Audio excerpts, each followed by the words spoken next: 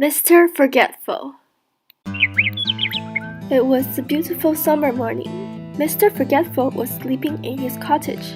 He was having a dream. The sun was shining through the windows and woke Mr. Forgetful. He yawned and tried to remember his dream. But of course he couldn't, because Mr. Forgetful cannot remember anything.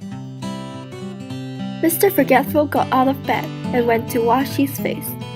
But he had forgotten where the bathroom was and walked into the wardrobe. Silly me, he giggled to himself. Then he went downstairs to make some breakfast. He toasted some bread, but of course he forgot about it and it was burnt.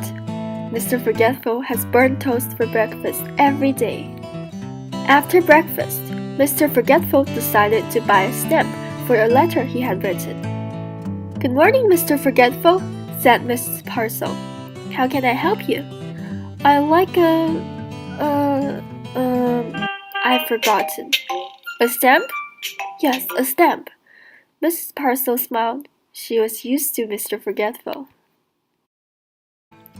Mr. Forgetful was on his way home when he met the policeman. "Morning, Mr. Forgetful. Can you give Tom a message from me? Tell him there's a sheep loose in the lane." Mr. Forgetful never had a message to remember before. "There's a sheep loose in the lane. There's a sheep loose in the lane." He repeated the message over and over to himself. "Tom, there's a goose asleep in the rain." What? Tom couldn't believe his ears. Poor Mr. Forgetful could not remember the message, so he went home. He bumped into a sheep loose in the lane.